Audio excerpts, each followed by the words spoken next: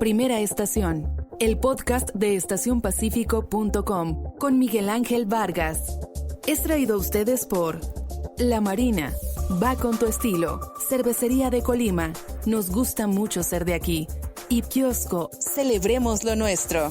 Noticias, entrevistas, análisis, opinión, todo lo que necesitas saber para comenzar tu día en Colima. Primera estación, el podcast de estacionpacífico.com con Miguel Ángel Vargas. Comenzamos. 7 de la mañana con 2 minutos, con 3 minutos ya 20 grados centígrados. Muy buenos días, les saluda Miguel Ángel Vargas, transmitiendo desde la cabina de Super 98.9 en la tierra favorita del sol, aquí en Colima capital. Comenzamos Informe 24, una producción de estacionpacífico.com para Grupo Audiorama Comunicaciones. Hoy es lunes, es 5 de octubre de 2020 y saludamos a quienes nos escuchan en toda la zona metropolitana de la capital colimense a través del 98.9, también a quienes lo hacen allá en Tecomán y alrededores a través de Max 105.3 y obviamente a quienes comienzan su día con nosotros vía Facebook, en la transmisión de Facebook que hacemos obviamente en la cuenta de esta red social de Estación Pacífico, en esta red social, en facebook.com/espacífico, o si ponen Estación Pacífico en su buscador, ahí nos pueden encontrar. A todas y a todos, pues gracias por comenzar su día con nosotros. Nos gusta comenzar agradeciéndoles a ustedes por su compañía, porque con ella nos están reiterando su preferencia y nosotros buscaremos como todas las mañanas, corresponderles con mucha información útil para todos ustedes y con un trabajo periodístico realizado de manera rigurosa y seria. ¿De qué vamos a platicar en los próximos 120 minutos? ¿Qué temas hay en el tintero? Bueno, tendremos la actualización de las cifras de la pandemia en el ámbito local y en el ámbito nacional. En el ámbito local, pues una preocupación por un evidente repunte que hay en las cifras de las últimas semanas, y de ello estaremos platicando. También les contaremos de la tendencia en el ámbito nacional.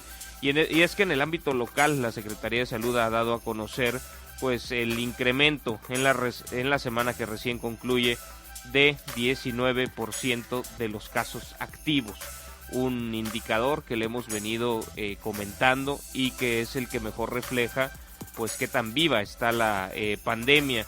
Y ese es el indicador que tiene, pues además del de datos diarios, obviamente, que es el que a final de cuentas genera el anterior, pues el de datos activos, pues es el que nos ha venido preocupando en el último par de semanas, y aquí se lo hemos venido relatando porque hemos visto cómo crece y crece de nuevo. Les vamos a contar obviamente también el hecho de la actualización del semáforo epidemiológico en el ámbito nacional que se dio el viernes pasado, que entra en vigor el día de hoy y hasta las próximas 2 semanas, donde pues Colima no aparece en rojo, pero tampoco obviamente tampoco mejoró hacia el amarillo, y de todo ello estaremos platicando.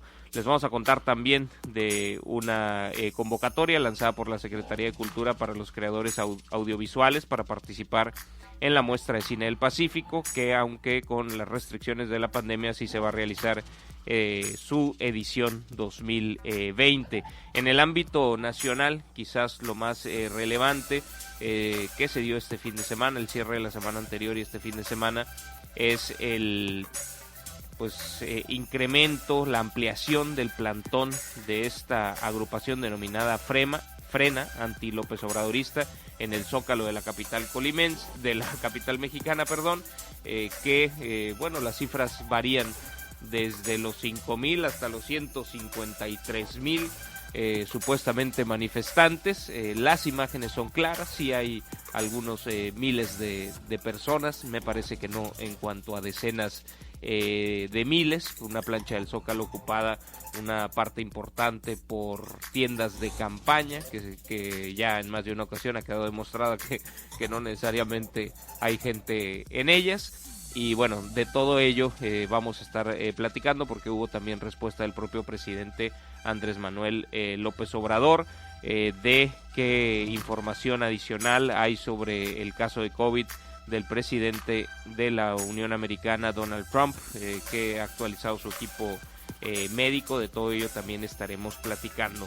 En cuanto a entrevistas, si nos da el tiempo, hasta de deportes, ¿no? Está entrando en la parte más interesante el abierto francés, el Roland Garros, y bueno, se están cumpliendo la mayoría de los pronósticos. Sigue avanzando Novak Djokovic y Rafael Nadal, Dominic Thiem, y todos los principales favoritos no han sido eliminados.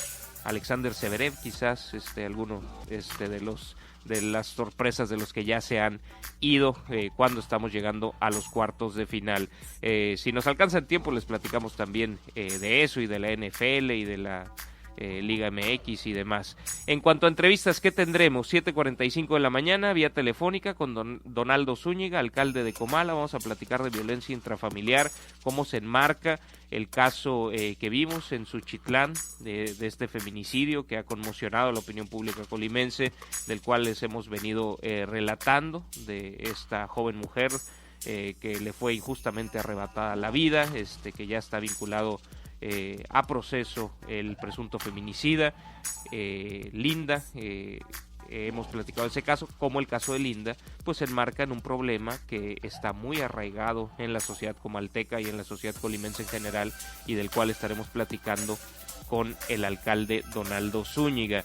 Después de las 8:15 de la mañana platicaremos con Isela Uribe, presidenta del Sistema Estatal Anticorrupción. Van a presentar la ruta para la construcción de la política anticorrupción en el ámbito estatal. Esto lo presentarán el día de hoy, y bueno, nos estará adelantando un poco al respecto. Después de las 8:35 de la mañana conversaremos con el internacionalista Rogelio Ríos Herrán, quien desde Monterrey pues nos va a platicar sobre los temas coyunturales en Estados Unidos. Obviamente la elección para renovar la presidencia de los Estados Unidos, y cómo qué consecuencias puede tener el positivo que dio Trump a COVID, y toda la tensión e incertidumbre que se ha generado alrededor de ello. Estaremos platicándolo con este internacionalista. Bueno, les recuerdo que se pueden comunicar con nosotros, que nos pueden enviar cualquier pregunta, comentario, duda, ya sea en los comentarios en la zona de comentarios de la transmisión de Facebook, o lo pueden hacer vía WhatsApp. Les recuerdo el número 312-171-0598, una vez más, 312-171-0598. Así es que 7:45 Donaldo Zúñiga sobre violencia intrafamiliar en Comala, 8:15 Isela Uribe, la política anticorrupción en el estado de Colima. Después de las 8:35 de la mañana, Rogelio Ríos Serrán sobre Estados Unidos y la elección presidencial y el COVID de Donald Trump. Esto es lo que tenemos para ustedes el día de hoy, así es que dicho lo dicho y anunciado lo anunciado, comenzamos. Efectivo cuando quieras en La Marina. Ahora puedes disponer de efectivo con tu línea de crédito La Marina. Acude a tu sucursal y te decimos cómo. Consulta condiciones en tienda. La Marina va con tu estilo. Gracias por continuar con nosotros. Les recuerdo las vías de comunicación, el WhatsApp 312-171-0598. Estamos en la transmisión vía Facebook con algún problemita con técnico, pero bueno, buscaremos resolverlo. No sé si me están escuchando por esa vía, pero bueno, en radio seguimos con muchísimo gusto. ¿Qué información hay que actualizar sobre la pandemia en este arranque de semana? Pues primero les compartiría los datos a nivel nacional. El día de ayer, la información compartida por la Secretaría de Salud del Gobierno de México indica que en las últimas 24 horas se han registrado 3,712 nuevos casos confirmados de COVID, con lo que se llega a un total acumulado a lo largo de la pandemia de 761,665 casos. De ellos se estima, hemos bajado otra vez al 4%, se estima que el 4% de ellos están activos, 37,454. Hay otros 321,885 casos sospechosos, de los cuales solamente pues poco más del 10% tienen la posibilidad de obtener un resultado.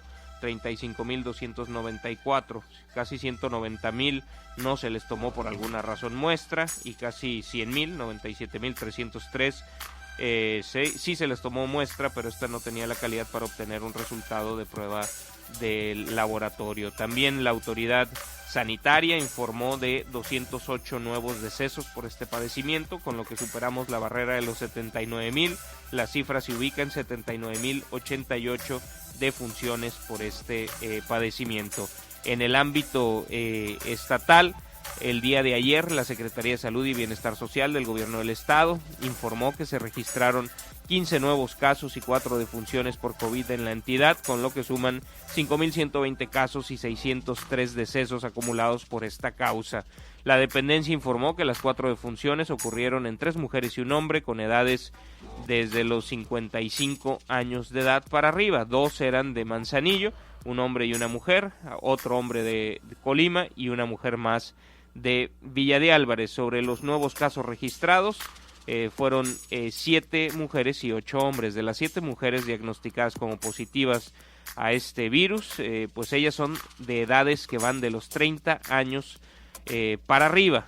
Todas se encuentran en atención ambulatoria. Los 8 casos de hombres son hombres de edades de los 30 años de edad para arriba, hasta más de 65 años de edad, de los cuales 5 reciben atención ambulatoria y 3 fueron hospitalizados y son considerados graves. Por residencia, 4 son de Villa de Álvarez, 4 de Tecomán, 2 mujeres y 2 hombres, 3 de Colima, 2 hombres de Manzanillo, 2 hombres de Manzanillo, otro de Ixtlahuacán y otra mujer de Cuauhtémoc. Nos informan que sí nos están escuchando vía Facebook.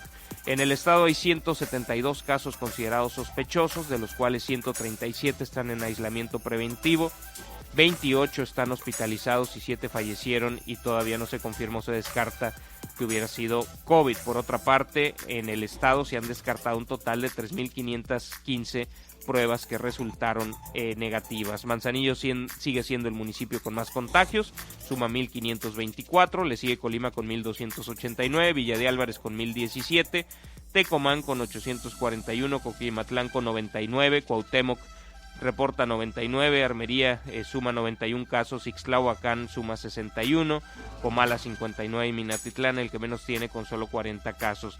También Manzanillo es el que más acumula defunciones, tiene 221 en el registro, Colima le sigue con 128, Tecomán con 107, Villa de Álvarez con 74, Armería contabiliza 22, Cuauhtémoc 15, Coquimatlán 14, Comala 13, Ixtlahuacán 4 y Minatitlán 5.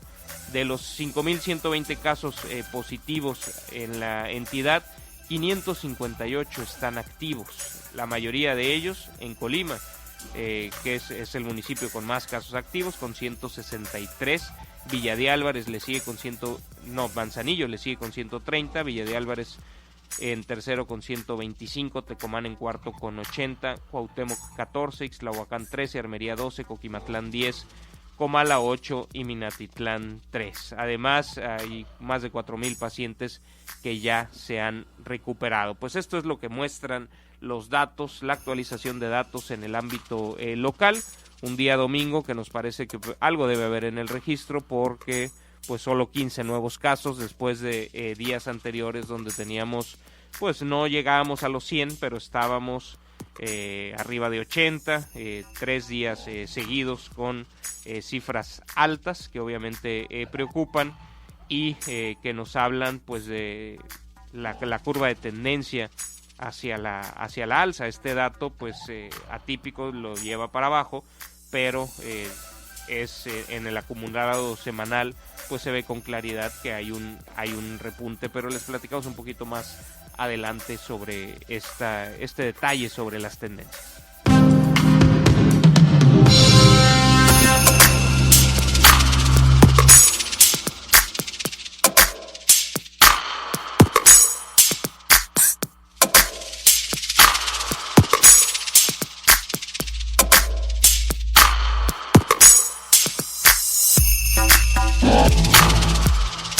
Y bueno, precisamente sobre este tema, para platicárselos de una vez, la Secretaría de Salud dio a conocer que entre el 25 de septiembre y el 1 de octubre, los casos activos por COVID en la entidad aumentaron cerca del 19%, pues a pesar de tener una disminución en los contagios durante algunos días, la entidad ha registrado altas y bajas en el número de casos. Es decir, aunque ciertos días pinten bien, de pronto vienen otros días de incrementos.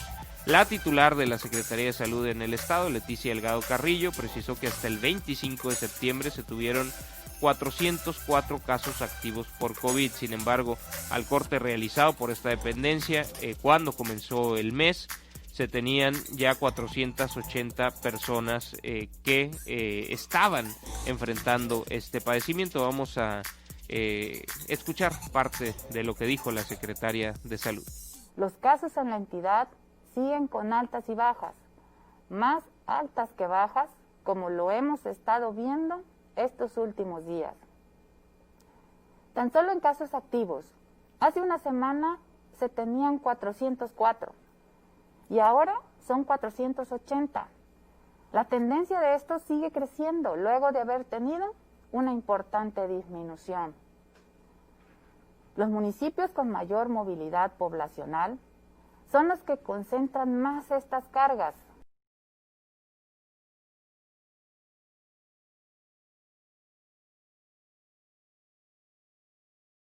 Al dato de los 480.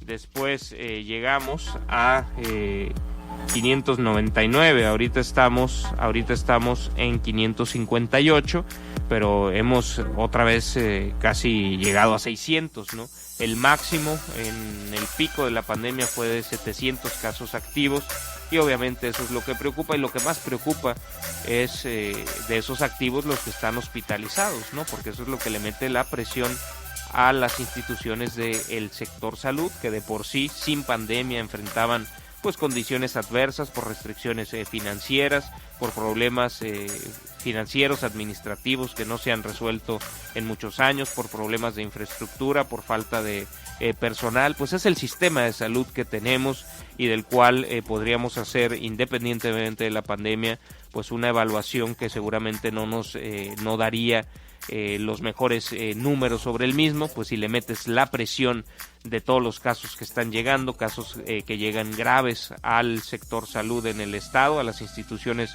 de salud, tanto del ámbito local como las federales con presencia aquí en el estado, pues esa es la principal preocupación, ¿no? Y obviamente, pues aunque las autoridades han buscado estar listas para enfrentar esta pandemia de la mejor manera, pues la situación es la que estamos viendo, un problema, una pandemia que ha durado ya pues muchos días y de la cual pues no se termina de ver la luz al final del túnel. En el ámbito nacional se ve cierta estabilización en cuanto al número de contagios después de una clara tendencia hacia la baja. En el ámbito local pues preocupa porque los números parecen indicar pues que hay un repunte, y si uno sale a las calles pues uno se da cuenta que ya la gente simplemente se cansó de cuidar y que ya está un poco en la actitud de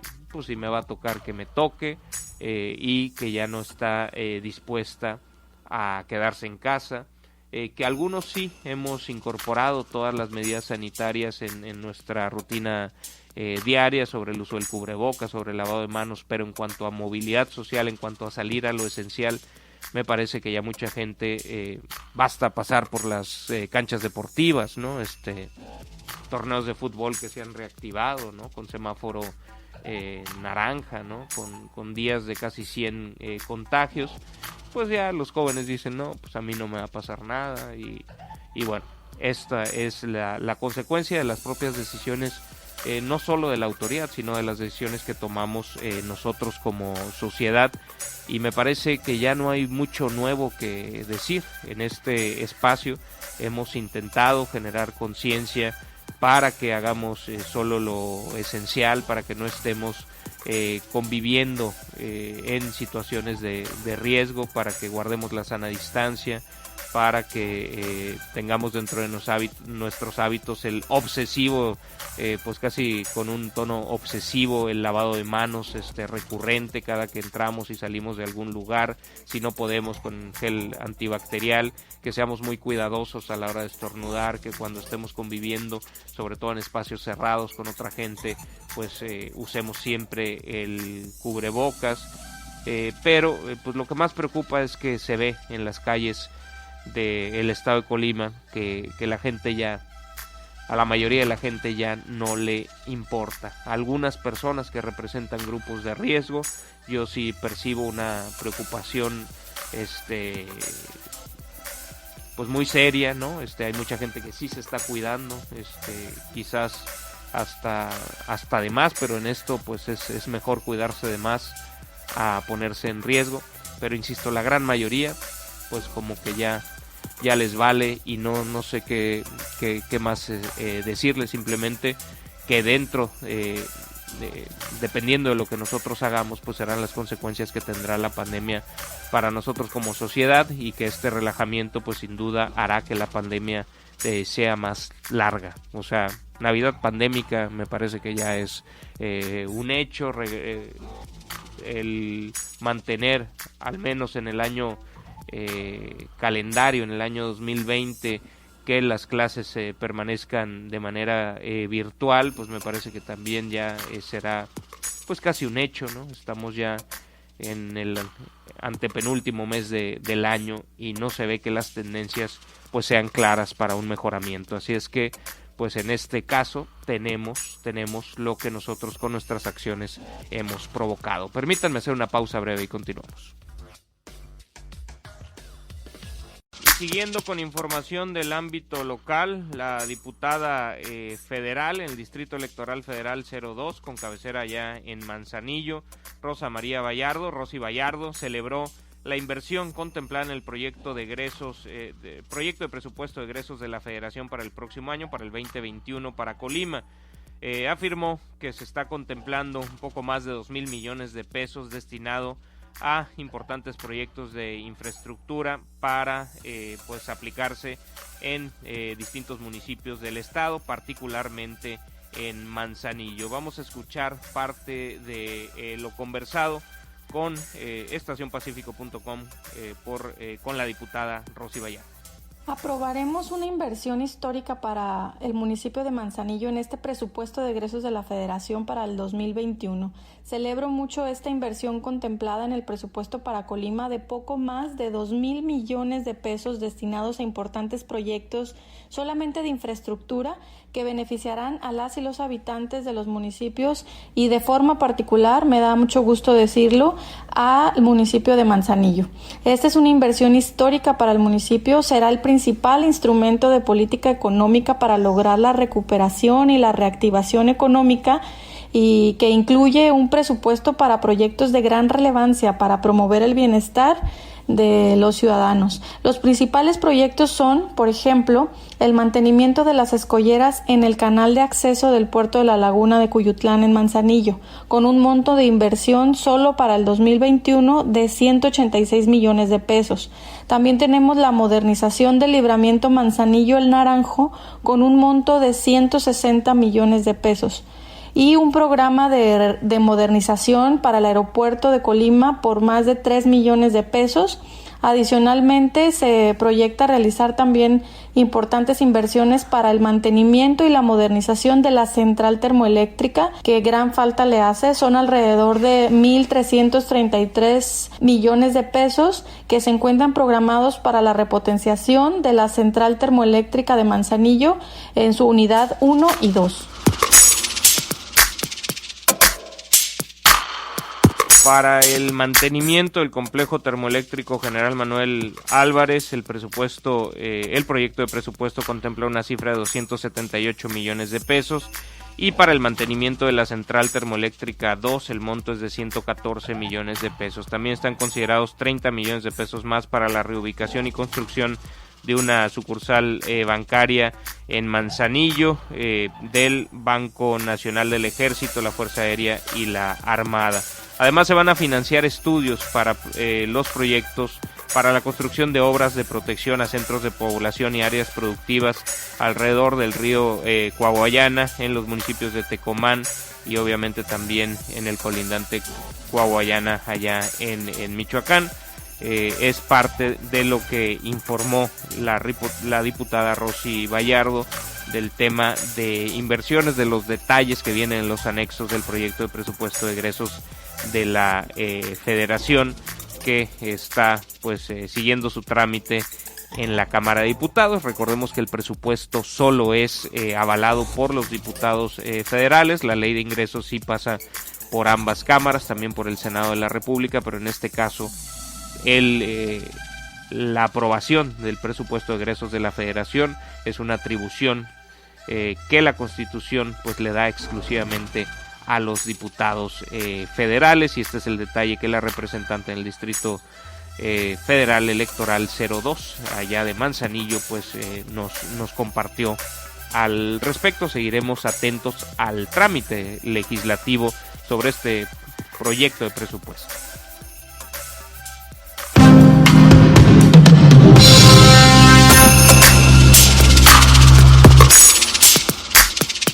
La Secretaría de Cultura del Estado lanzó 2 convocatorias para que creadores audiovisuales participen en la edición 2020 de la Muestra de Cine del Pacífico. Una de las convocatorias es para obtener 100,000 pesos para la producción cinematográfica y otra para ser parte de la selección oficial de este festival. La primera convocatoria está dirigida a creadores audiovisuales originarios o residentes del estado de Colima mayores de edad, quien podrán ser acreedores de uno de los hasta 5 estímulos económicos de 100,000 pesos para la realización o conclusión de un cortometraje de ficción, animación o documental de cualquier temática. Los interesados deben enviar su proyecto al correo muestracinepacifico@culturacolima.gov.mx, adjuntando una serie de documentos que se detallan en la convocatoria. Un jurado conformado por 3 especialistas y designado por las instituciones convocantes revisará todos los proyectos y elegirá mediante un dictamen a los ganadores de los estímulos, quienes serán dados a conocer el 15 de noviembre en la página web y en las redes sociales de la Secretaría de Cultura y de la propia Muestra de Cine del Pacífico. Hemos en nuestro sitio web, en estacionpacifico.com, compartido pues todos los detalles de la convocatoria. Hay una segunda convocatoria que está dirigida a creadores audiovisuales que quieran participar en el proceso de inscripción para conformar la selección oficial del cortometraje nacional y largometraje nacional de la Muestra de Cine del Pacífico, con la posibilidad de obtener un estímulo económico para la mejor obra de cada categoría. El formato de captura es libre, la duración mínima es de 3 minutos para cortometraje y máxima de 30, debe incluir subtítulos, mientras que los largometrajes deberán ser de al menos 60 minutos. En esta convocatoria podrán participar cortos o largometrajes por estrenar o ya estrenados cuya producción haya finalizado entre 2018 y 2020. La fecha límite para registrar las producciones es el próximo viernes 9 de octubre, el último minuto del 9 de octubre. Posteriormente, un comité de programación designado revisará todos los cortos y largometrajes inscritos para elegir hasta 8 en cada categoría. La selección oficial será anunciada el 2 de noviembre, también en la página web de la Secretaría de Cultura y sus redes sociales, como también en las de esta muestra. Un jurado dictaminador integrado por 3 especialistas para cada categoría deliberará para elegir el mejor cortometraje y el mejor largometraje nacional, que recibirá un estímulo económico, premio que se dará a conocer el 15 de noviembre. La Muestra de Cine del Pacífico sí se va a llevar a cabo este 2020, pero se va a llevar a cabo de manera virtual entre el 2 y el 15 de noviembre, con la proyección de las producciones que van a integrar la selección oficial. Esta selección oficial será proyectada entre el 11 y el 15 de noviembre. Así es que pues para todos los creadores audiovisuales, muchos cineastas que hay en la entidad, pues todos los detalles de esta convocatoria los pueden encontrar en nuestro sitio web en estacionpacifico.com.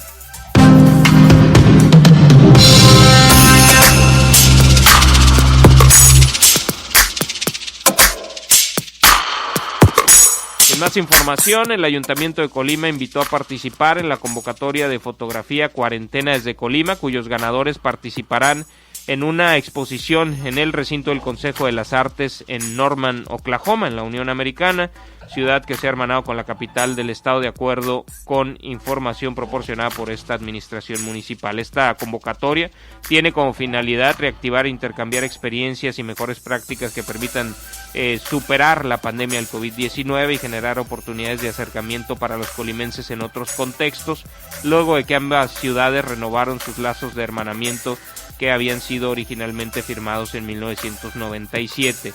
En esta convocatoria podrán participar todo aquel ciudadano que resida en el municipio de Colima y que tenga interés en la fotografía profesional o bueno, simplemente como fanáticos de la fotografía, a que presente imágenes de autoría propia que reflejen la vida en Colima durante la pandemia. Que tomen unas fotos así en las canchas de fútbol, así a reventar, para que vean qué bien nos cuidamos en Colima de la pandemia. La selección de obras será realizada por el Comité de Arte de Norman, Oklahoma, y posteriormente serán presentadas en el recinto del Consejo de las Artes en esta localidad de la Unión Americana. Bueno, es otra de las ofertas culturales que hay en el estado, esta por parte del Ayuntamiento de Colima.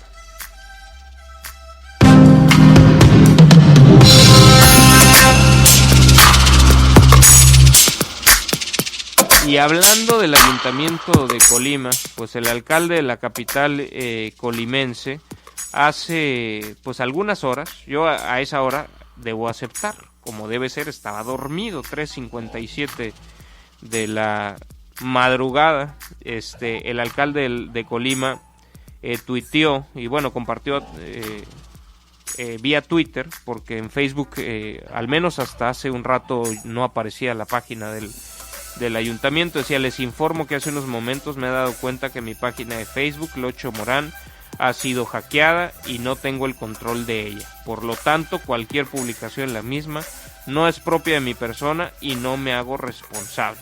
Y bueno, ahí arrobó, por así decirlo, incluyó en la publicación a las cuentas de Movimiento Ciudadano MX, @Colima Municipio, @Colima Policía. Esto pues a las 4 de la mañana. El alcalde pues lo informó también a través de sus listas de difusión, su gente bueno, el mensaje del alcalde a mí me llegó a las 3:57. Una media hora antes su gente de comunicación nos había compartido lo mismo. Y bueno, yo no sé, a ver, voy a tratar de entrar otra vez a la cuenta del Locho Morán en Facebook, porque yo no vi, pues qué habrán publicado, ¿no?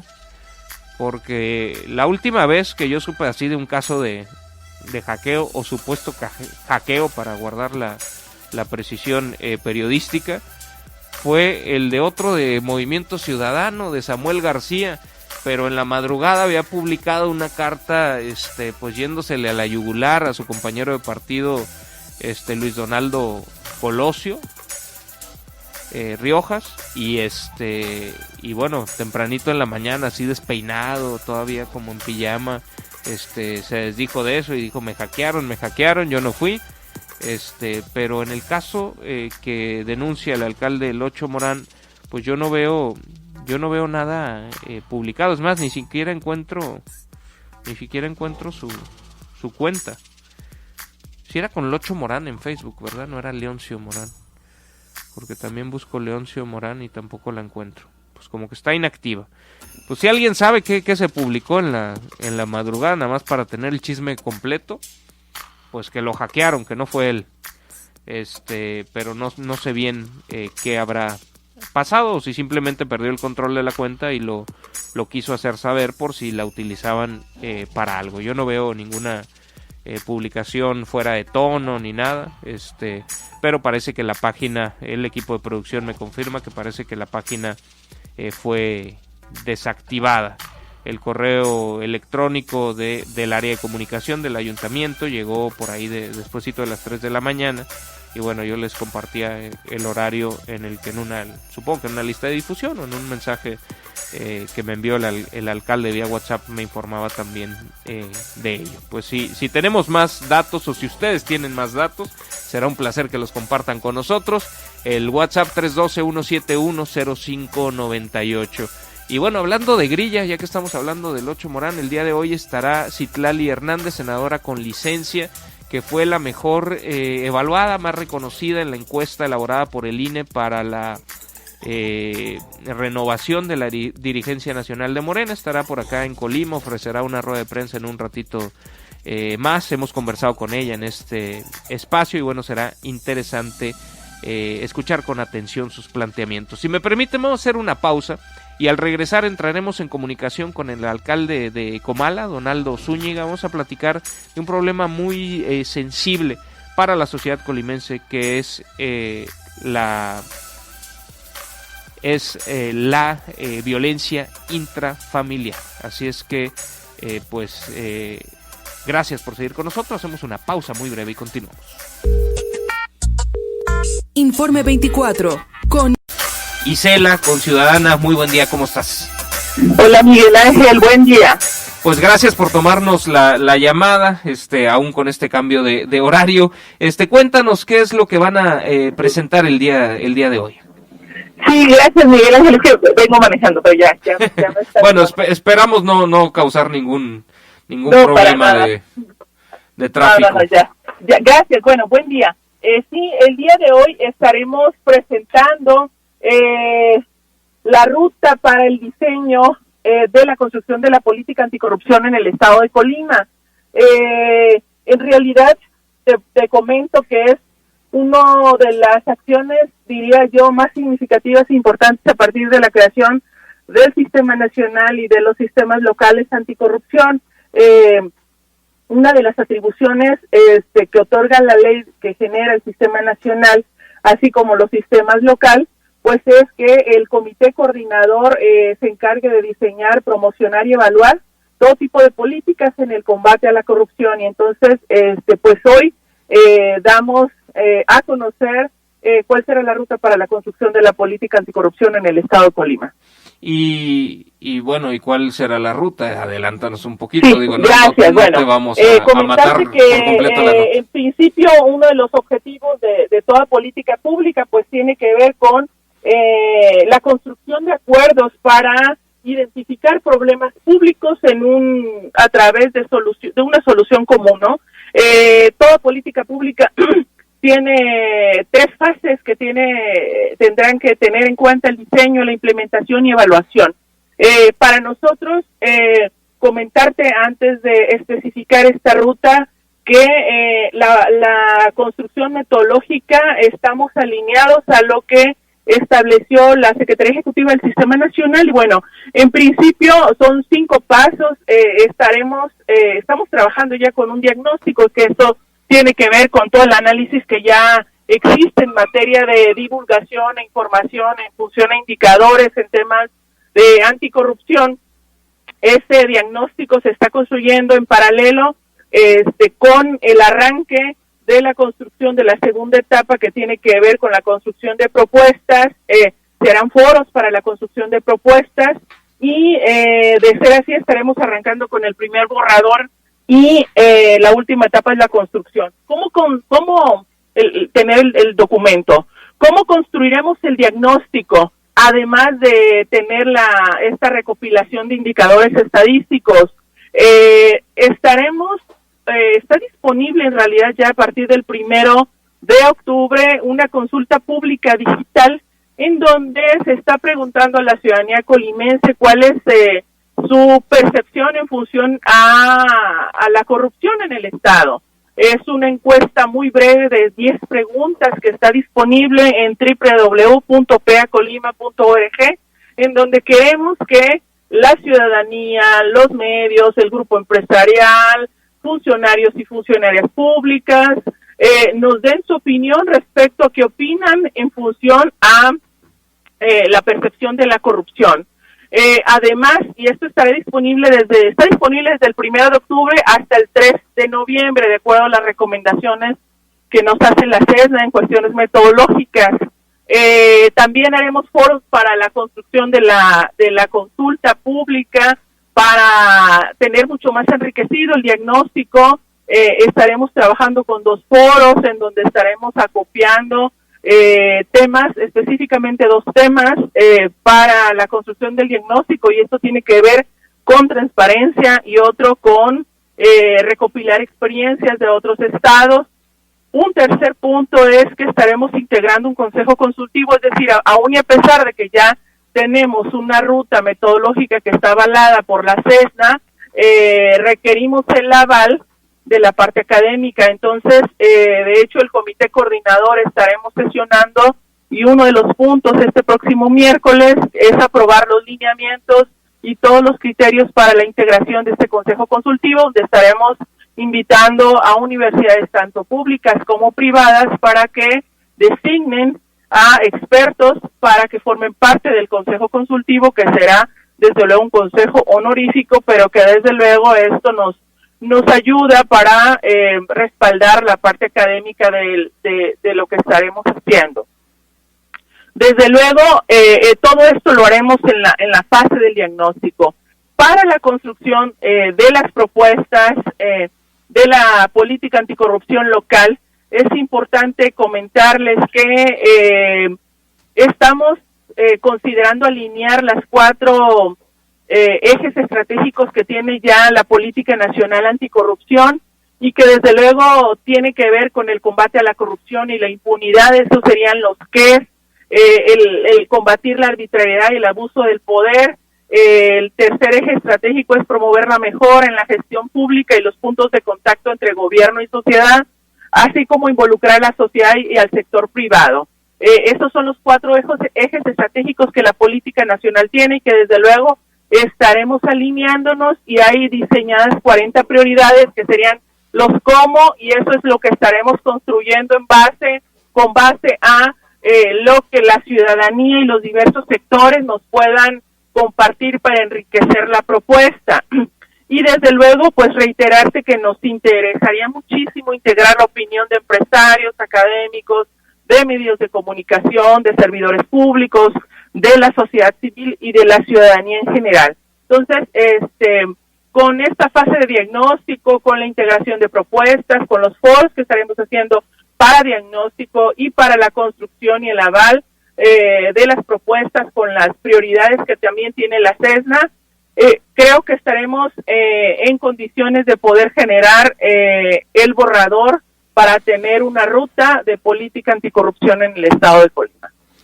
¿Cuándo se tendría ya como tal pues el diseño de la política anticorrupción que estarían planteando? O sea, la finalización de este proceso, que incluye mucho de diagnóstico y de diálogo con actores relevantes de la sociedad, como nos has detallado, pues supongo que tiene el fin de llegar a algo, a planteamientos concretos. Esos, en cuanto a horizonte de tiempo, ¿como cuándo se tendrían?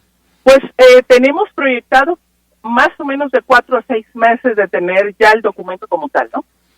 Y ese documento tendría, ¿qué? Recomendaciones para los poderes ejecutivos, iniciativas para de reformas a ciertas leyes para que pudieran hacerlas propias en el legislativo, ¿o qué incluiría?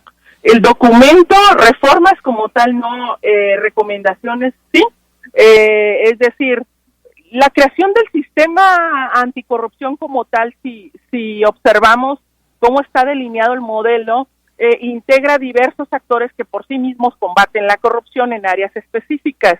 Sin embargo, el objetivo esencial pues es, el nombre lo dice, además del Comité Ciudadano, el Comité Coordinador, se coordinan las instancias con la ciudadanía para concluir en acuerdos o rutas comunes. Desde luego que tendrá que tener el documento los cómo ante la impunidad, ante la falta de denuncias, ante áreas de estratégicas de transparencia, los cómo en función a cómo involucrar a la ciudadanía. Desde luego que sí tendrán que tener este documento los cómo.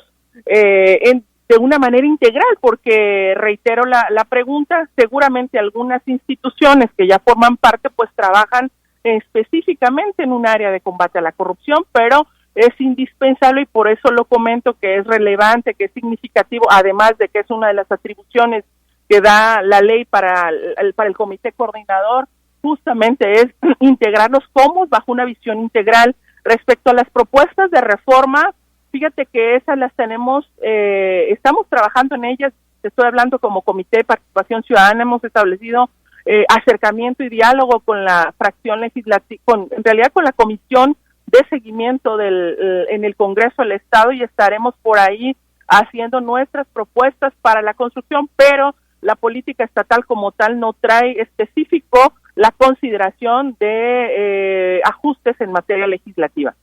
Pero sí es parte de la agenda del comité ciudadano. El periodo como presidenta de este Comité de Participación Ciudadana del Sistema Anticorrupción del Estado, ¿concluye cuándo? El 21.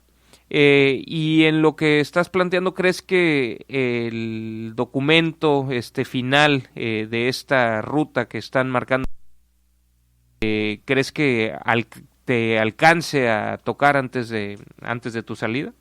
Pues fíjate que no lo sé, no lo sé, esperemos que sí, pero no es tan relevante porque creo que no es no es para las personas, más bien es para bases institucionales. Yo espero que sí, pero si no está bien. Creo que hoy este año estamos generando, yo diría, una base sólida para el sistema, también la integración municipal que la hemos una base sólida que desde luego tendrá que ser operable para años, pero creo que sin estas bases no podemos avanzar y no podemos decir que tenemos un sistema anticorrupción, ya no se diga sólido, sino que ha cumplido con los objetivos, por lo cual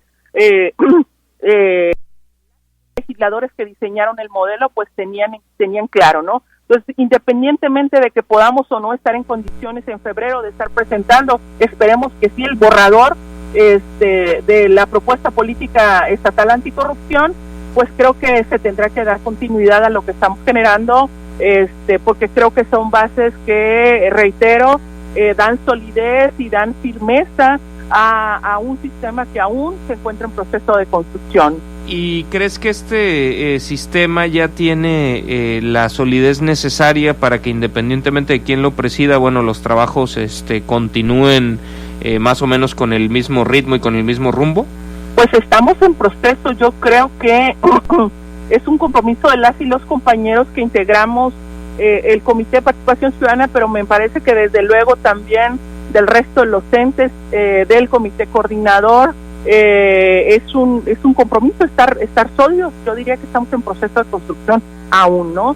Y que pues sí, reitero que este año esencialmente estamos construyendo bases sólidas, y te reitero otro tema que también es parte de la agenda de esta solidez en bases. Te mencioné la política estatal, la integración municipal, que era también un asunto pendiente que ya estamos, bueno, en realidad ya aprobamos el acuerdo y estamos esperando que los cabildos aprueben la ruta con algunas acciones específicas que nosotros les sugerimos para trabajar de manera coordinada en el sistema, porque además la ley así lo prevé. Pero otro tema importante que está pendiente y que también estaremos trabajando para este año, pues es la ruta de la denuncia ciudadana. Esto me parece que también es muy importante para generar una base sólida. Si bien es cierto, hay instancias que trabajan de manera específica de combate a la corrupción, el propio órgano fiscalizador, la Contraloría, y ya no se diga las denuncias penales en la Fiscalía Anticorrupción, pero la ley también es muy clara en función a que el Comité Coordinador debe establecer bases para una ruta de denuncia, y me parece que eso es muy importante y también genera certeza y nos ayuda a generar bases para que el sistema esté sólido, ¿no? Y esa parte también es importante, y desde luego que creo que es un pendiente para que ya no da para la construcción en este año, pero la plataforma digital local es uno de los insumos muy importantes que también dan sentido a la creación del Sistema Nacional Anticorrupción y de los sistemas locales, inclusive a nivel nacional ya está por ahí, hay algunos ajustes en donde pues el gran hallazgo de este insumo será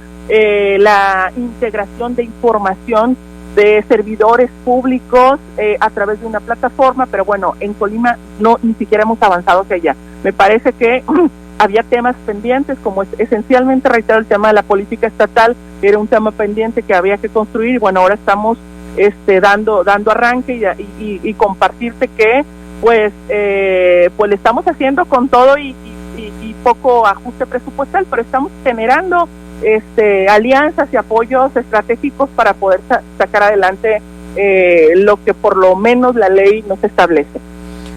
Isela, y con estos mecanismos que han establecido, esta ruta que han establecido, ¿crees que lo generado pues tenga consensos amplios de la sociedad colimense de que esa es la política anticorrupción a seguir? Pues esperemos que sí, justamente ese es el objetivo.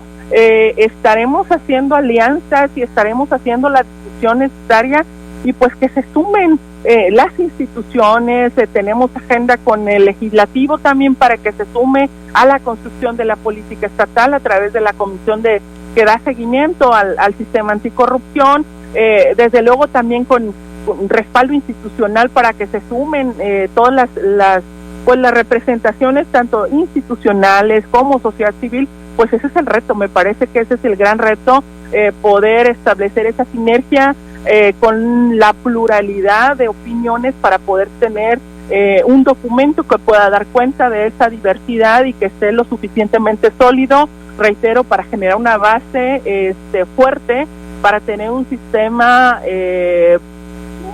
fuerte también y funcional, diría yo, ¿no? Y ya por último, hablando de retos para el sistema anticorrupción y para estas nacientes instituciones y procedimientos, ¿cómo blindarlo ante el proceso electoral que está por comenzar para que no se convierta pues en una herramienta de uso político el sistema anticorrupción y el comité del que formas parte? Pues es buena tu pregunta. Fíjate que acabamos de tener una reunión nacional de presidentes de comités y uno de los puntos será ese. Quizá, a nivel nacional se estableció un convenio del Comité de Participación Ciudadana de seguimiento con el Instituto Nacional Electoral. Nosotros haremos lo propio con el órgano electoral local. Nosotros no tenemos como Comité Ciudadano una atribución legal porque somos ciudadanos, pero sí a través de un documento que se llama carta de intención, cartas compromisos para dar seguimiento esencialmente a que se transparenten y que se cumpla con lo que la ley electoral prevé, ¿no? Por ahí ya también daremos a conocer este acuerdo que estaremos trabajando, está en diálogo, pero están todas las condiciones para que lo trabajemos a nivel local, a nivel nacional. Ya se hizo específicamente con los temas de fiscalización, con los temas de recursos, con el tema del cumplimiento de transparentar el uso de recursos y con el tema de los topes de gastos de campaña, desde luego respetando las atribuciones que la autoridad nacional en materia electoral tiene en este ámbito, pero nosotros como Comité Ciudadano pues sí estaremos que dando seguimiento al cumplimiento de ello. Ya se hizo, reitero, un acuerdo entre las autoridades nacionales y estaremos haciendo lo propio. Pero seguramente también habrá intentos por presentar denuncias y exigirles a ustedes que actúen, que se posicionen en un momento donde tendrá pues obviamente una intencionalidad política muchas de las cosas que vamos a ver en opinión pública, ¿no? Es posible, yo creo que el comité tendrá que estar bastante, y eso sí lo comenté en la reunión nacional. Ya lo veo, Isela, ya me lo imagino. Muchísimo y les dije que habría que tener muchísimo cuidado con esos. Nosotros le damos intentos de captura y que tenemos que mantener, a mí ya no me tocará como tal porque yo culmino el 13 de febrero, pero creo que los comités tendrán que tener muchísimo cuidado con esa parte y con blindarse de todo tipo de filias y fobias electorales. Pues bueno, y mantenerse al neutrales, ¿no? Y a la altura, ¿no? Neutrales a la altura. Yo creo que eso es un compromiso y desde luego también pues todo eso, hay una fiscalía especializada está la FEPADE con hay instancias. Nosotros estaríamos digamos, coadyuvantes en la vigilancia del cumplimiento, pero en realidad las autoridades electorales tienen atribuciones concretas. Nosotros desde luego que estaremos dando puntual seguimiento, pero de acuerdo a las atribuciones que tengamos cada quien, ¿no? Pues ojalá esa misma neutralidad se perciba de todos los integrantes de este comité coordinador del sistema anticorrupción, ¿no? Pues esperemos que así sea. Estaremos atentos a ello. De acuerdo. ¿Algo que no te haya preguntado que quisieras agregar? Pues nada, te voy a pasar la liga para que nos ayuden a difundir la encuesta, que es el primer insumo para la construcción de la política estatal, la encuesta sobre percepción de corrupción en Colima, para que nos ayuden a difundirla y desde luego a contestarla a ustedes también como medios de comunicación. Y será muy pues nada, que habrá, yo creo que diría, habrá política anticorrupción en el estado de Colima, sí o sí. Pues estaremos atentos a ello, también a los resultados de esta encuesta. Con gusto participamos en su elaboración. Por lo pronto, muchísimas gracias por tu tiempo y por la útil información compartida con nuestro auditorio. De nada, Miguel Ángel, bonito día. Bonito día también para ti. Isela Uribe la presidenta del Comité de Participación Ciudadana, la voz ciudadana dentro de este sistema anticorrupción del Estado, que está la Fiscalía Especializada en Combate a la Corrupción, parte de la Fiscalía General del Estado, que está el OSAFIC, que está la Contraloría, que están representantes del Congreso del Estado, el Ejecutivo Estatal también, del Infocol, y bueno, es en este asiento, en este consejo de 7, pues es uno de 7 votos, pero conformado este comité por 5 personas, pues es el voto ciudadano y los ojos ciudadanos a un sistema anticorrupción que antes era la apuesta para combatir con este flagelo y que hay que decirlo en términos políticos, en este sexenio en el ámbito federal, pues como que no se le tiene tanta fe a este planteamiento institucional del sistema anticorrupción. Tampoco se han dado pasos para su desmantelamiento, también hay que decirlo con claridad, pero pues no es algo que esté esta vía para combatir la corrupción, no es algo que haya estado dentro de los planteamientos de quien hoy encabeza el gobierno de México, y habrá que estar muy atentos para que todas estas nacientes instituciones pues no se conviertan en elefantes blancos o en solo buenas intenciones, ¿no? Sino que hagan pues un trabajo que sea útil para la sociedad en identificar, y a través de identificar pues poder resolver las problemáticas que tenemos como sociedad. Permítanme hacer una pausa breve y continuamos. Informe 24 con Miguel Ángel Vargas. Pues gracias por continuar con nosotros, gracias a toda la gente que nos ha escrito, que nos piden sí compartirles información deportiva. Pues qué les cuento, a ver, les voy a platicar rápido de resultados deportivos de el fin de semana. En la jornada 13 del torneo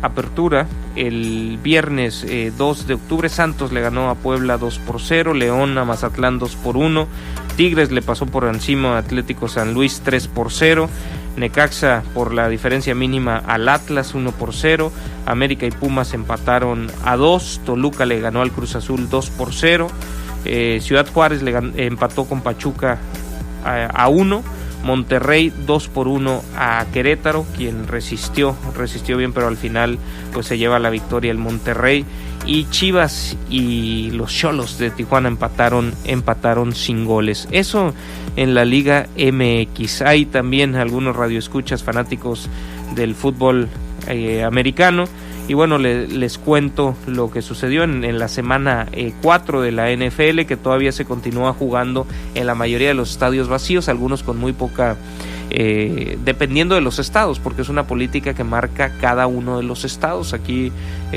como pues un poco como lo que sucede en nuestro país. Son las autoridades más próximas, las autoridades locales, las que determinan las restricciones ante la contingencia. Esta semana 4 comenzó el jueves pasado con los Broncos, que le ganaron 37-28 a los Jets en un partido de muchas volteretas en quién iba arriba, que se estaban peleando por ver quién era más malo, quién qué quarterback pues permitía o lanzaba más intercepciones. Al final pues los Jets fueron un poquito más malos que los Broncos, y los Broncos se llevó su primera victoria de la temporada 37-28.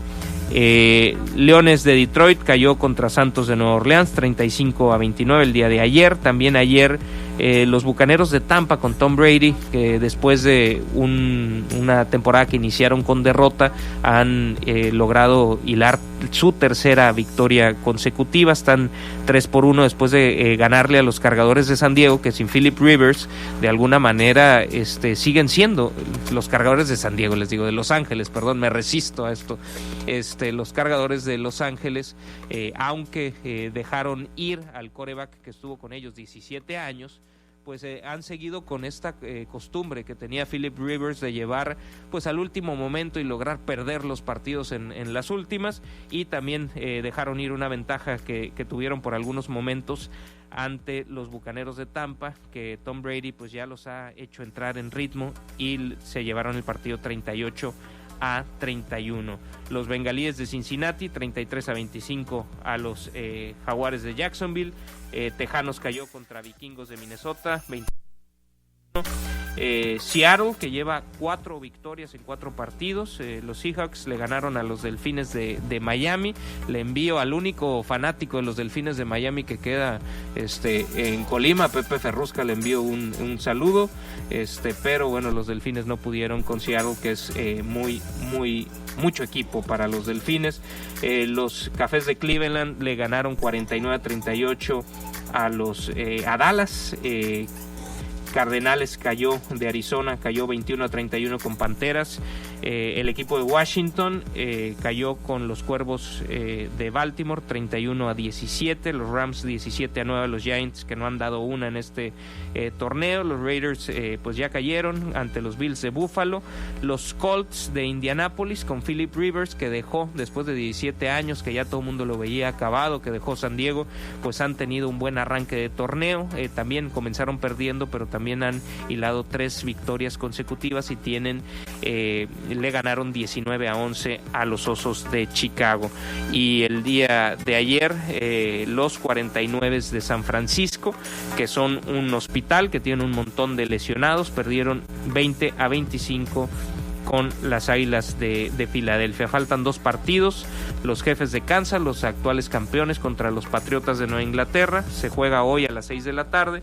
El quarterback que vino a tratar de llenar ese enorme hueco que dejó Tom Brady en los Patriotas, Cam Newton dio positivo a COVID, no podrá jugar, y pues obviamente luce favorito el campeón de la NFL, que son los Jefes de Kansas City. También hoy Aaron Rodgers y los Empacadores de Green Bay se enfrentan a los Halcones de Atlanta casi a las 8 de la noche, hora local.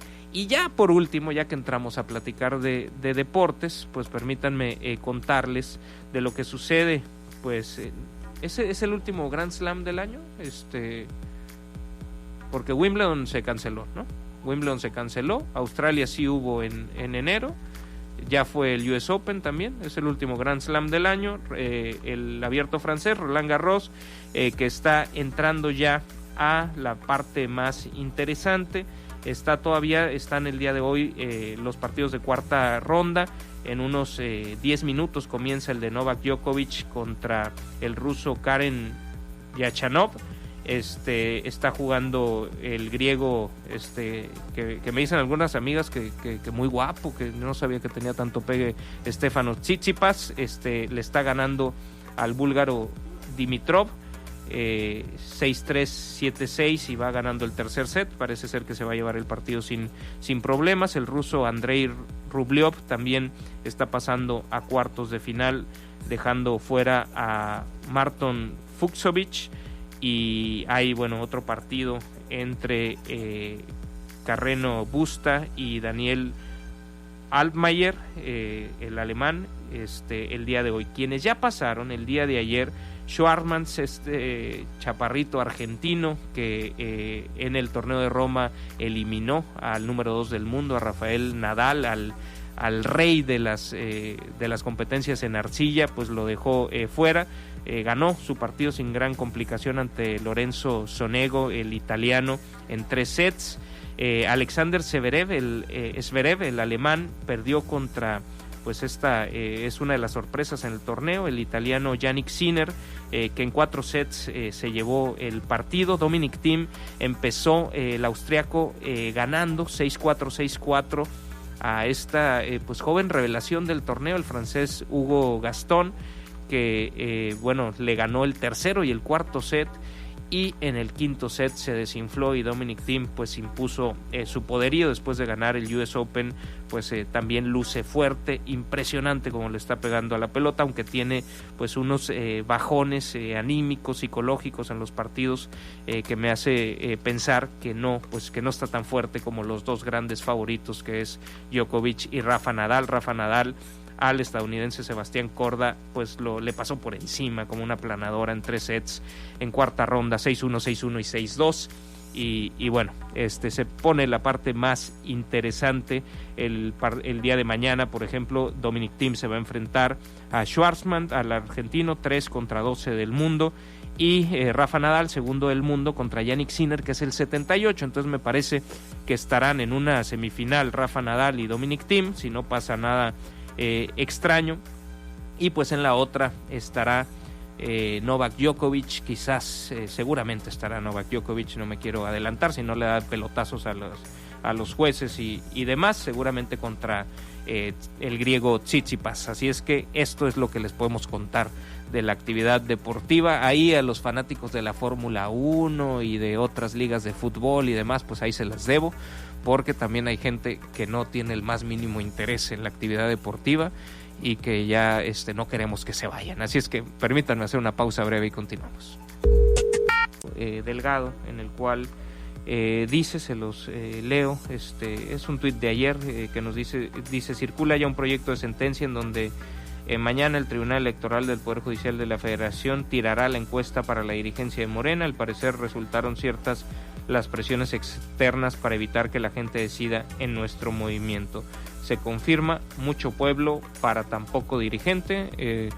Una cita textual de algo que también hacía referencia el propio presidente López Obrador, no en específico contra el actual dirigente Ramírez Cuéllar, sino pues un poquito en un tono crítico respecto a que el apoyo que tiene Morena de la ciudadanía pues no merecería estas disputas internas que se han dado. Estaremos atentos a lo que sucede con este planteamiento para que se resuelva mediante encuesta la renovación de la dirigencia nacional, de la presidencia y la secretaría general de Morena, de este movimiento que se convirtió en partido político y que llegó al poder en lo federal en 2018 y también en muchas localidades, como es el caso de Colima. Recordemos que ganó 15 de los 16 distritos electorales, 4 de los 10 municipios, ganó las 2 diputaciones federales y bueno, en el proceso electoral siguiente aspira a llevarse la mayoría de las 15 gubernaturas que estarán en juego. Y el colimense Mario Delgado, esto planteaba sobre un proyecto que circuló, que no está en la página oficial del tribunal, que bueno, por lo tanto habría que tomarlo con reservas, pero estaremos atentos a ello, ¿no? Me parece que la renovación de la presidencia pues estará entre Mario Delgado y Porfirio Muñoz Ledo. Porfirio Muñoz Ledo, de 87 años de edad, 87 años de edad, Mario Delgado pues con un trabajo importante y con muchos reflectores alrededor del cargo de coordinador de la bancada de Morena en San Lázaro y por ende presidente de la Junta de Coordinación Política en la Cámara Baja, pero bueno, Porfirio Muñoz Ledo tiene toda una vida en el ámbito político nacional, así es que pues en una encuesta de reconocimiento pues será difícil que se le gane, ¿no? Pero bueno, ya veremos qué sucede con estos jaloneos que se han dado al interior de Morena. En el ámbito nacional, pues más o menos similar a lo que hemos visto en el ámbito local, ¿no? Un dirigente que entra en continuas confrontaciones con el presidente del Consejo Político y coordinador de los diputados, ataques a las principales figuras de Morena que han venido del propio entorno de Morena. O sea, eso lo hemos visto en el ámbito local. Tenían una mayoría los que llegaron con la alianza del presidente López Obrador en el 18, tenían una mayoría en el Congreso local que ya la perdieron. El Partido del Trabajo tomando algunas decisiones en el ámbito del Congreso que pues vuelven complejo que puedan ser aliados en lo electoral, en lo local para el 21, pero pues es lo que hay, ¿no? Y es la disputa por el poder, y creo que un partido que le falta pues un proceso de institucionalización pues está aprendiendo sobre la marcha, y es, al final de cuentas, pues así es la disputa por el poder. Gracias a la gente que nos comparte los temas que le preocupan y los que le interesa que platiquemos de ellos.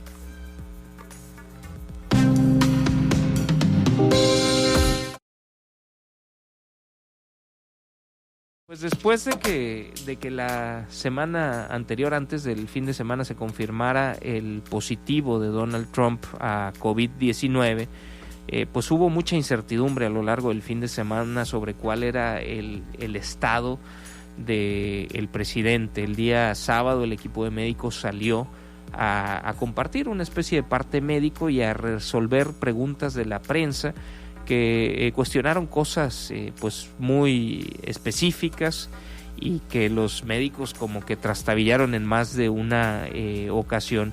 Quedó claro que se le había suministrado oxígeno, no que había sido intubado, pero que se le había suministrado oxígeno, porque pues entendemos tenía algún tipo de, no sabemos qué tan grave, problema de oxigenación de la sangre, pero decían que el sábado ya estaba mejor y que en ese momento no le estaba siendo suministrado oxígeno. Pues el día de ayer el equipo médico que atiende a Donald Trump en el hospital militar Walter Reed ha informado que el presidente de Estados Unidos el día de ayer informó continúa mejorando de coronavirus que le ha sido detectado y que incluso podría ser dado de alta el día de hoy si continuaba con esta evolución.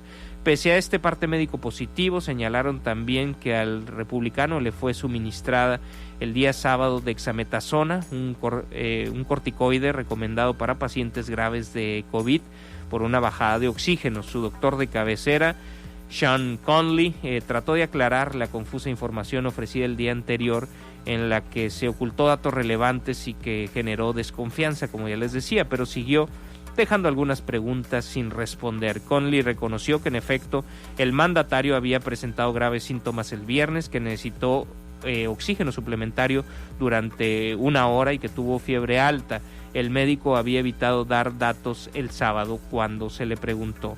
Este domingo de nuevo no aclaró si había necesitado oxígeno el día anterior, aunque dio a entender que sí, y no contestó sobre los resultados del escáner pulmonar, más allá de que no había nada preocupante. En un país con unos estándares de transparencia como es Estados Unidos, pues la comunicación del médico, del comandante en jefe de las Fuerzas Armadas de la Unión Americana, pues ha dejado mucho que desear en esta crisis. Pero bueno, solo quería reflejar la actitud alentadora del equipo, del presidente y el curso de la enfermedad. No quería perjudicar el curso de su enfermedad, y al hacer eso parecía como si quisiese ocultar algo, lo que no es necesariamente cierto, explicó Conley respecto pues al desorden que fue la salida a prensa del equipo médico el día anterior.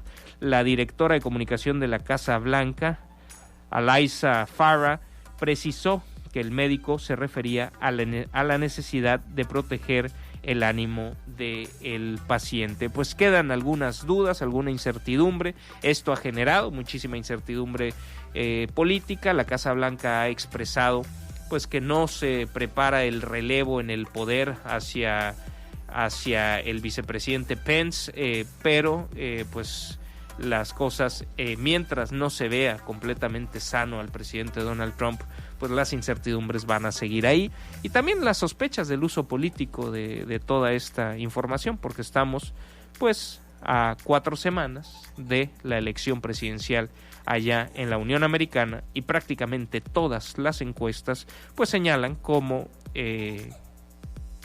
potencial triunfador al demócrata Joe Biden. Así es que de eso también estaremos platicando un poquito más adelante con un especialista. Yo simplemente les comparto la información que hay en la prensa internacional al respecto, y entraremos en una comunicación de este relevante tema a nivel global y obviamente también para nuestro país, que es la incertidumbre política que se está viviendo en la Unión Americana. Hacemos una pausa y al regresar, le entramos a este tema con un especialista. Informe 20. Y antes de la pausa queríamos conversar con un especialista en los temas de la Unión Americana, en esta incertidumbre que se está viviendo, pero antes de saludarlo, permítanme contarles un poco del perfil de con quien vamos a conversar.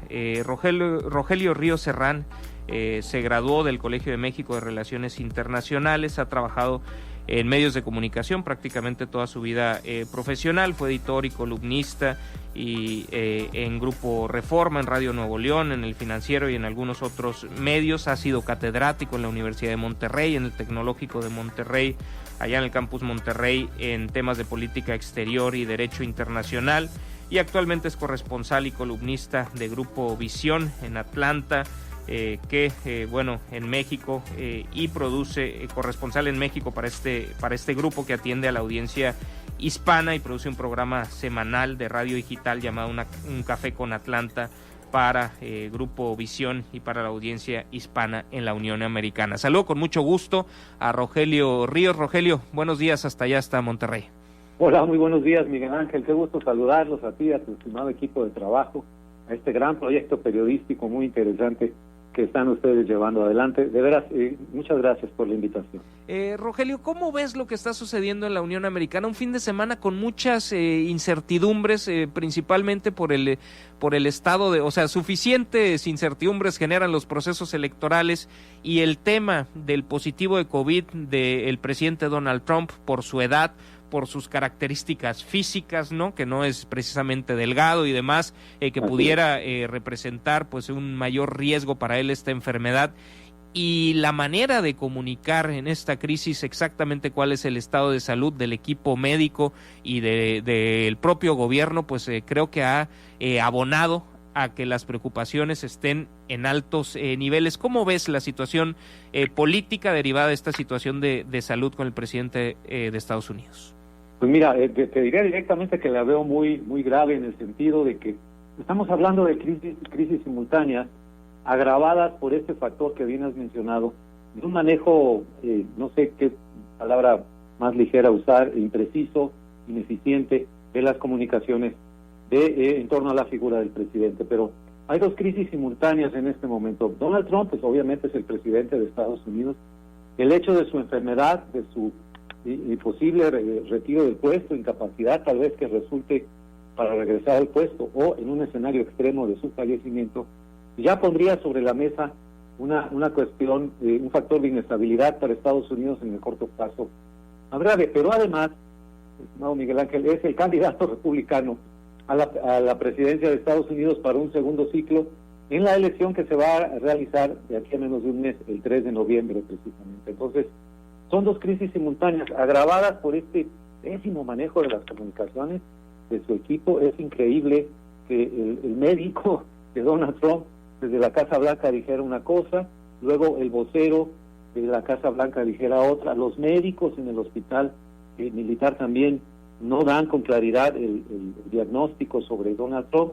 Se infiere, lo hacen los medios de comunicación consultando con especialistas, que por el tipo de medicamento que le están aplicando, remdesivir, esteroides, etcétera, es el tipo de tratamiento que se daría a un paciente muy grave, es decir, con un avance bastante fuerte de la enfermedad. Pero bueno, eso por un lado. Estas dos crisis simultáneas que de por sí bastarían para poner de cabeza a la sociedad norteamericana, se dan en este contexto de pandemia, economía en recesión, graves conflictos raciales en Estados Unidos, y pone todo alrededor de una fecha que entonces ya se transforma, adquiere una dimensión pues hasta sobrenatural, ¿no? El día 3 de noviembre, es decir, ¿qué va a pasar si se empieza a discutir desde ahorita diferentes escenarios, si no puede volver Donald Trump a retomar la candidatura, o si puede regresar, pero en un rebrote, en una recaída, aunque sea el candidato ganador, que sea incapaz de asumir la presidencia, etcétera, diferentes escenarios de aquí al 3 de noviembre. La incertidumbre, es muy elevada la incertidumbre en ese sentido. Y me imagino que existe también, y no quisiera yo así como dar demasiado pie a lo que tal vez muchos ciudadanos pensamos, o sea, muchos, conociendo a Donald Trump, pues uno pone en duda hasta toda la información, ¿no?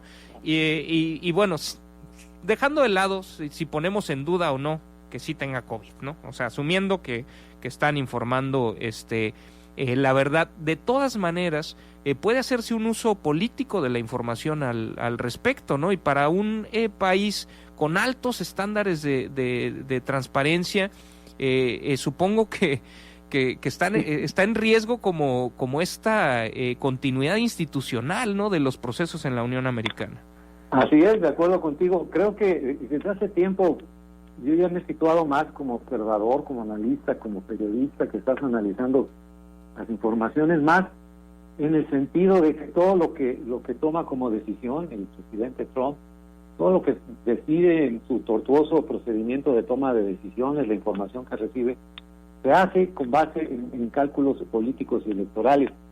Es desafortunado asociar esta mentalidad a una figura tan poderosa como la del presidente de Estados Unidos, pero no veo otra razón para haber manejado como manejó la pandemia del coronavirus. Recientemente, en este libro, en una de las entrevistas que le hizo para su libro Bob Woodward, este libro que creo que ya está circulando, Rage, Rabia sería en español, concede el presidente Trump en una de las pláticas que tuvo con él que sí, que ya sabía, pero que no quiso empanicar a la sociedad, que ya sabía desde finales de enero, desde febrero, etcétera, etcétera, etcétera.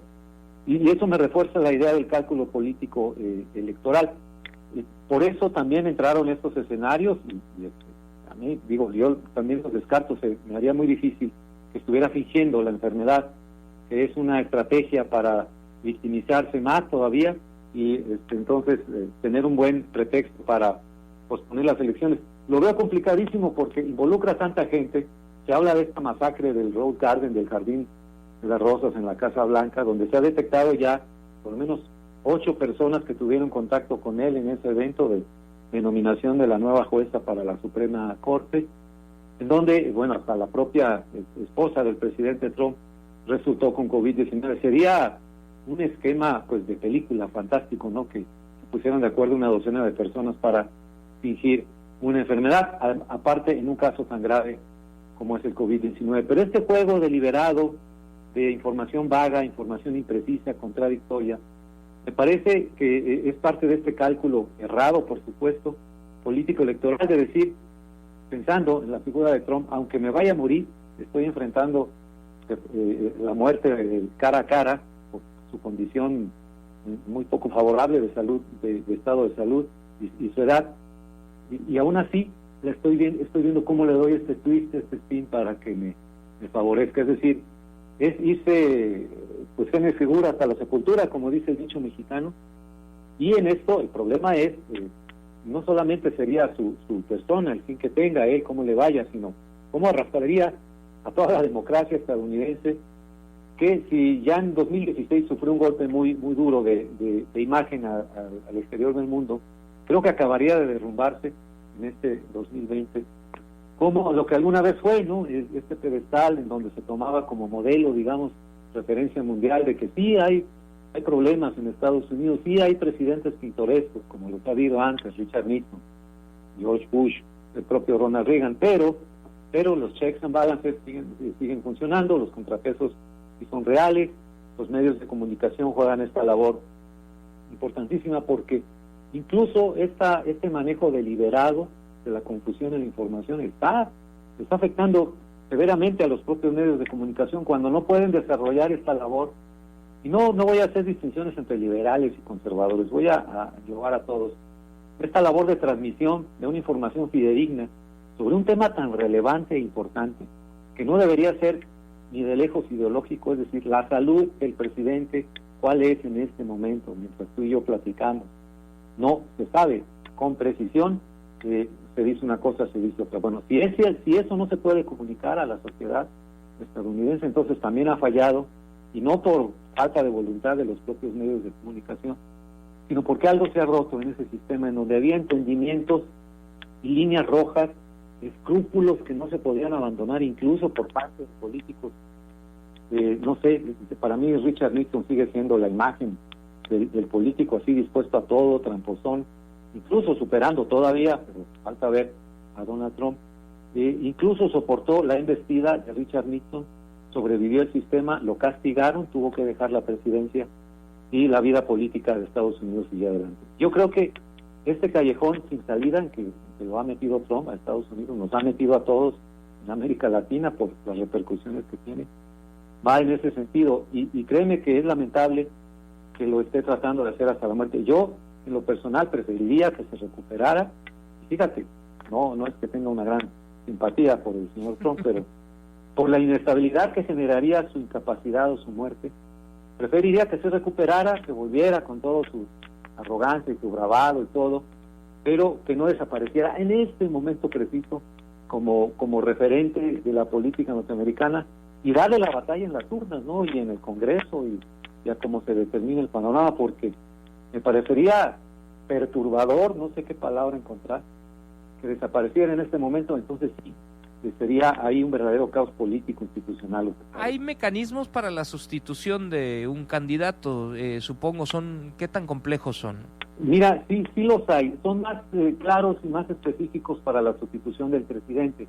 No lo son tanto en el caso de los candidatos, porque recuerda que allá en Estados Unidos no hay realmente un sistema electoral federal o nacional tal como lo conocemos en México. Entonces habría, según la legislación estatal, la mayoría de los estados reconocerían, digamos, al compañero de fórmula, en este caso al señor Mike Pence, como el candidato sustituto. Si el 3 de noviembre no pudiera regresar Trump para asumir plenamente su función como candidato. Pero de todas maneras, a partir de eso vienen plazos. La elección de noviembre es calificada hasta el 14 o 15 de diciembre ya formalmente. En el Congreso se reconoce la votación del colegio electoral, que es la importante, y todavía el 6 o 7 de enero, 6 de enero creo que es, hay un evento en el Congreso de ratificación formal del presidente electo de Estados Unidos, que esperaría 14 o 15 días hasta el 20 de enero para asumir el poder. Todo lo que puede pasar en este entonces ya está bajo discusión. Ok, digamos que vamos a manejar un escenario en el que Pence sustituye a Trump, todos los votos del 3 de noviembre, y Trump resulta ganador. Luego incluso libra la ratificación del conteo en el colegio electoral en diciembre, pero algo sucede antes del 6 de enero y el Congreso entonces no puede, por incapacidad, por enfermedad hasta del propio Pence, ratificarlo como presidente electo. Ahí los escenarios que se abren es que los votos se distribuyan entre los siguientes candidatos contendientes. Biden entraría, por supuesto, pero además el voto del colegio electoral se complica muchísimo porque no necesariamente van a seguir los mismos patrones y la mayoría de los estados pide que que todos los votos sean todos los votos electorales de ese estado sean para una sola persona, que no se dividan los consejeros. Pero entonces no sabemos si esa disciplina se podría mantener y quedaría en riesgo tanto la ratificación en un momento dado del candidato o los que queden de candidatos republicanos como del propio presidente. Tendría la facultad ¿Existe alguna posibilidad para posponer la elección? Sí existe. Eso lo tiene que determinar y exclusivamente lo haría el Congreso de los Estados Unidos. Bajo circunstancias extraordinarias como las que vimos actualmente y con una justificación adecuada, pero solamente lo puede hacer el Congreso. Pero me parece que sería pues también un escenario bastante catastrófico, posponerla hasta cuándo, a qué daría pie, quién asumiría el gobierno entonces una vez terminado este ciclo, nombraría al presidente del Congreso, digamos dejaría el Senado nominado por los republicanos, que esto fuera así nada más. ¿Qué dirían los propios gobiernos de los estados? ¿Qué dirían este gran movimiento de milicias, de gente armada, ¿no?, que está ahí entre la sombra y la luz pública al respecto? Pero sí se podría, formalmente sí se puede declarar por parte del Congreso. Y lo que pasa es que supongo que si se puede posponer la elección, pues antes de eso se obligaría a la transmisión del poder al vicepresidente, ¿no? Al vicepresidente, exactamente, una especie de interinato hasta la convocatoria a nuevas elecciones. Un problema en ese escenario es que ya hay gente votando desde hace semanas, hace meses, por el voto postal. Entonces se está hablando de que ya más de 2 millones de votos postales ya han sido sufragados, ya se empieza a ver el conteo. Entonces, ¿qué pasaría con esos votos? ¿Se violarían ahí también los derechos de los ciudadanos que ya votaron?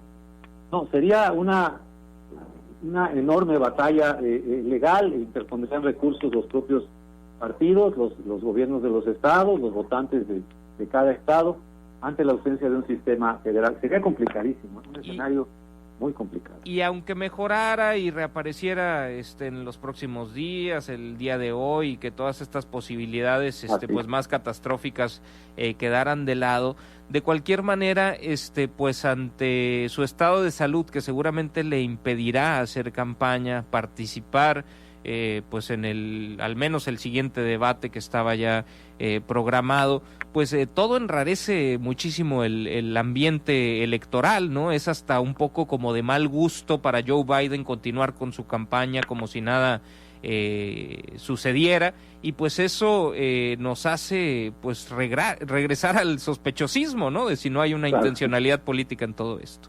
Sí, después del primer debate vimos que no le fue nada bien al señor Trump, las encuestas lo reflejaron, su imagen quedó muy dañada.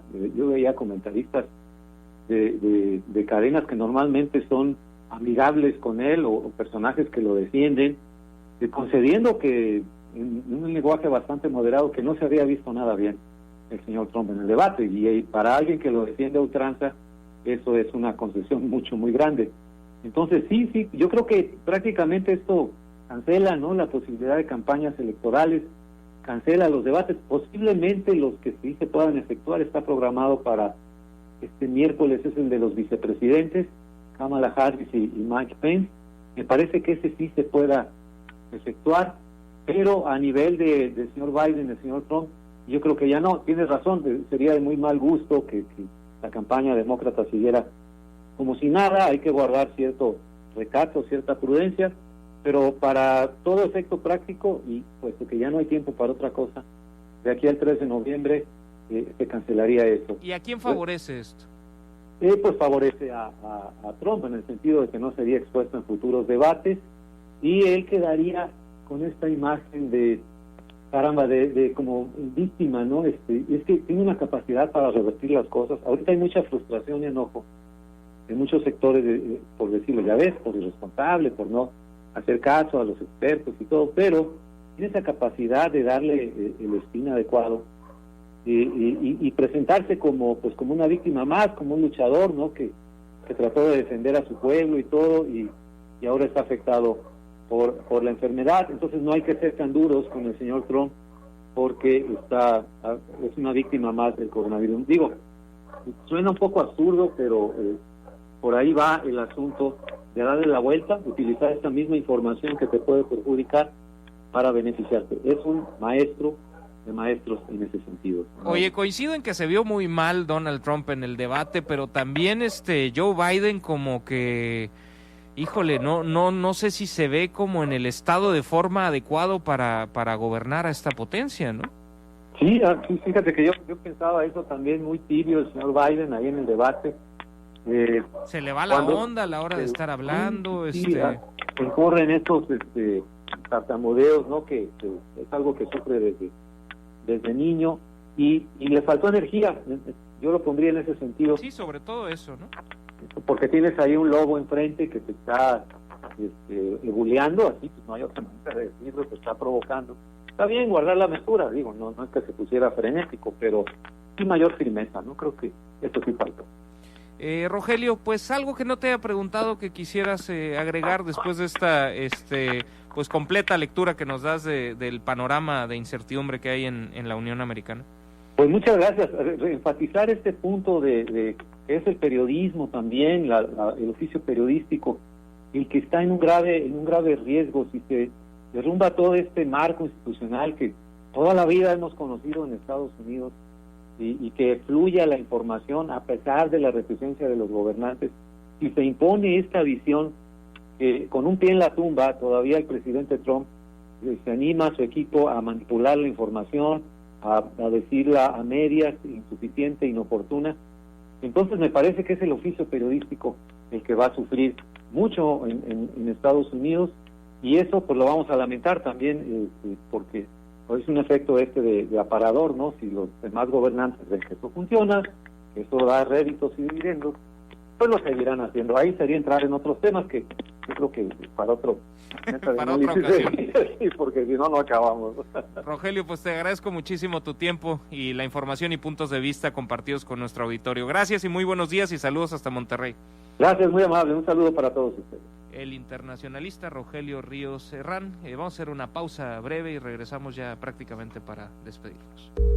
Gracias por continuar con nosotros. Y bueno, antes de despedirnos, solamente quisiera comentarles que el día sábado, integrantes del Frente Nacional Anti-AMLO de Frena marcharon desde el Monumento a la Revolución hacia el Zócalo de la Ciudad de México para ampliar el plantón que mantienen en una parte de la explanada del Zócalo. Los manifestantes bloquearon varias vialidades capitalinas, caminaron con mantas y con banderas mexicanas, gritando diversas consignas contra el titular del Ejecutivo, contra el presidente López Obrador. Parte del grito más escuchado era el de "Fuera López".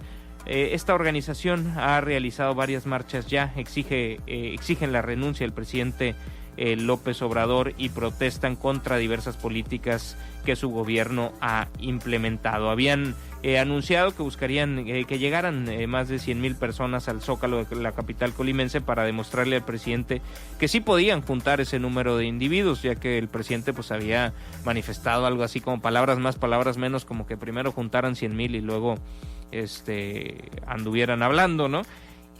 La organización de esta marcha publicó en su cuenta oficial de Twitter que habían convocado 153,000 personas. El gobierno de la Ciudad de México en un comunicado dijo que eran 5,000 personas.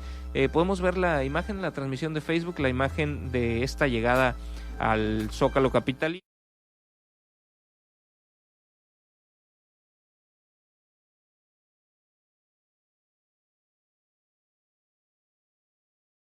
Personas, quizás hay una gran parte de la plancha del Zócalo que no está ocupada por esa gente, porque está ocupada por casas de campaña que ahí instalaron, que también ha quedado en evidencia que gran parte del tiempo no hay nadie en ellas, que no duermen ahí y demás. Y bueno, entre esos extremos, entre los 5,000 y los 153,000, me parece pues que las versiones dependen de las filias y las fobias de cada uno. Pues hay un movimiento que se está organizando, que no son poquitos, que han demostrado tener la capacidad para juntar algunos miles de personas, pero me parece que está pues también lejos de las cifras que están ellos asegurando que tuvieron, ¿no? O sea, hemos visto en otros momentos zócalos a reventar, y eso son cerca de 100,000 personas, poco más de 100,000 personas, y eso no era un zócalo a reventar, con todo el respeto que me merecen pues los cálculos que ellos han hecho. Pues hasta ahí dejo el tema. Es parte de lo importante que ha sucedido este fin de semana. Les doy las gracias. Les había dicho que iba a estar la senadora con licencia Citlali Hernández. Han cancelado esa rueda de prensa por algún asunto de agenda o de vuelos o alguna situación así. Pero bueno, el día de mañana continuamos con más información. Gracias por haber arrancado su semana con nosotros. A nombre de todo el equipo que hace posible este programa, yo me despido. Soy Miguel Ángel Vargas y les deseo el excelente lunes y el excelente arranque de semana que ustedes se merecen.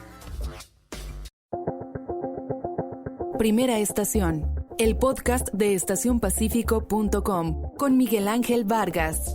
Es traído a ustedes por La Marina. Va con tu estilo. Cervecería de Colima. Nos gusta mucho ser de aquí. Y Kiosco. Celebremos lo nuestro. Presentaron